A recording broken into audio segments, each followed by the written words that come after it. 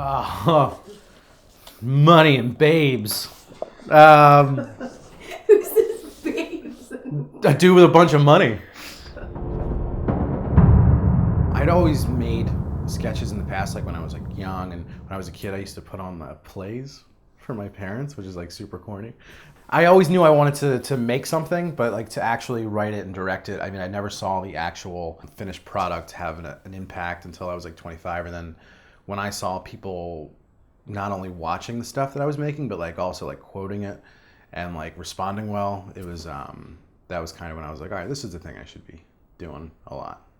It takes a long time to get like your first real paycheck where you can actually be like solvent. And that's like 5 years of just burnt down relationships and just creditors calling you and family members that are like, I don't know if I like you anymore. Just so you really have to like stick it out. And that's the hardest part, is just getting over that hump. Because as long as you do it, you're gonna be fine, you'll be successful. It takes a long time, and every time it feels like it's gonna break you, that's always the hardest part, is feeling like, all right, this is the month that I, go back to slicing deli meat or something.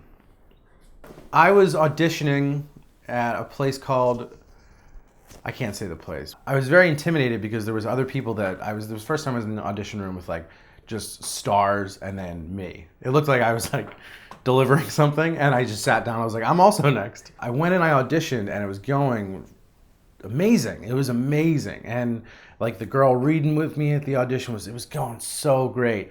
At the same time in my life, I was missing a tooth. And I had a fake denture. That was in my mouth, so I wasn't used to having it. I was like in between like getting a fake tooth.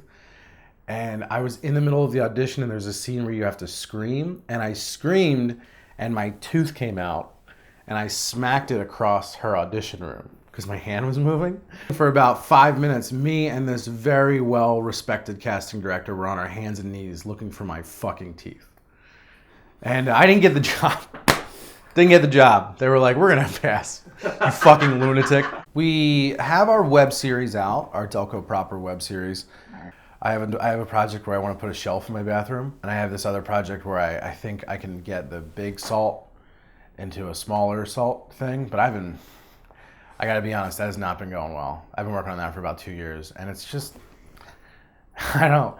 I keep telling my wife it's gonna be fine, and she's like, just buy a salt shaker, and she's a woman, so.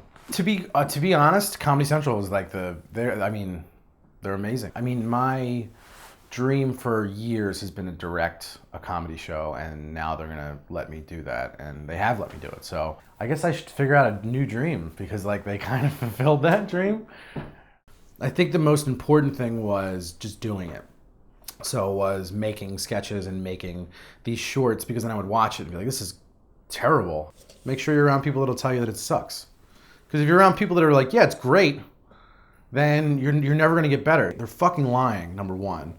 And number two, they're not helping you. They're the worst people in your life. They might as well be holding machine guns at you, because they're ruining your life.